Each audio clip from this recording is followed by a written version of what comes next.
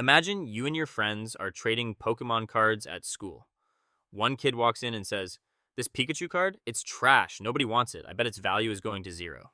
So confident, in fact, that he starts borrowing Pikachu cards and selling them, planning to buy them back later for cheaper. But instead of the price going down, everyone in school suddenly decides Pikachu is the coolest card alive. And that kid, he's about to lose billions of dollars. That is the GameStop short squeeze. And yes, it actually happened. In early 2021, something bizarre happened on Wall Street. A struggling video game store, GameStop, became the center of one of the biggest financial battles in modern history. You had billionaire hedge funds on one side, and Reddit users, retail traders, and meme lords on the other. It wasn't just about money, it was about revenge, power, and proving that the little guys could beat the system. But to understand how it all exploded, we need to go back to the playground.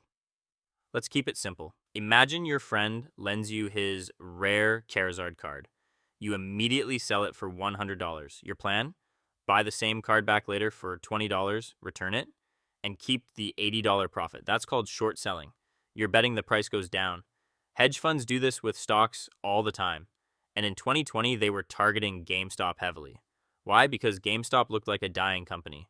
People were buying digital games, stores were closing, revenue was falling. To Wall Street, GameStop was Blockbuster 2.0. So hedge funds started shorting the stock aggressively. And not just a little. They shorted more shares than actually existed. Yes, over 100% of the stock was shorted, which is like borrowing more Pokemon cards than exist in the entire school. That's when things got dangerous. Now let's enter a corner of the internet called Wall Street Bets, a Reddit forum full of retail traders, meme investors, and people who treat the stock market like a casino. One user, known as Deep F in Value, noticed something interesting. GameStop wasn't completely dead. It had new leadership coming in, a possible turnaround story. But more importantly, it was massively shorted. He realized something huge. If enough people bought the stock, the price would go up. And if the price went up, short sellers would be forced to buy shares to cover their losses, which would push the price even higher. This creates what's called a short squeeze. Here's where the snowball starts rolling downhill. Retail traders began buying GameStop shares, then more joined, then influencers, then YouTubers, then TikTok investors. It became a movement, a financial rebellion. People weren't just buying to make money, they were buying to hurt hedge funds. Memes flooded the internet. Diamond hands. Hold the line to the moon. As buying pressure increased, GameStop's price exploded.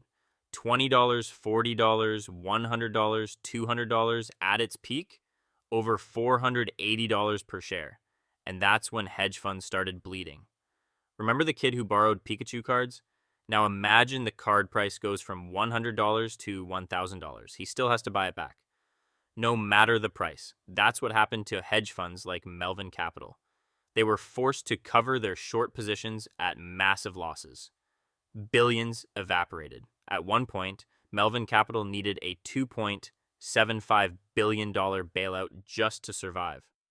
Retail traders celebrated. It felt like David beating Goliath. The internet had done the impossible. For a brief moment, Wall Street lost control. But then something happened that made the story even more explosive. Trading apps, most notably Robinhood, suddenly restricted buying GameStop shares. You could sell, but not buy, which is like letting people exit the game, but not join. Retail traders were furious. They believed Wall Street was changing the rules mid-game to save hedge funds. Congress held hearings, CEOs testified, and the debate exploded. Was this market protection or market manipulation? The truth is still debated today. So what actually was the GameStop short squeeze? On the surface, it was a stock market event. But underneath, it was something bigger. It was internet culture colliding with high finance, memes versus money, retail traders proving they could move markets once controlled only by institutions. And whether you see it as reckless speculation or financial revolution, one thing is undeniable.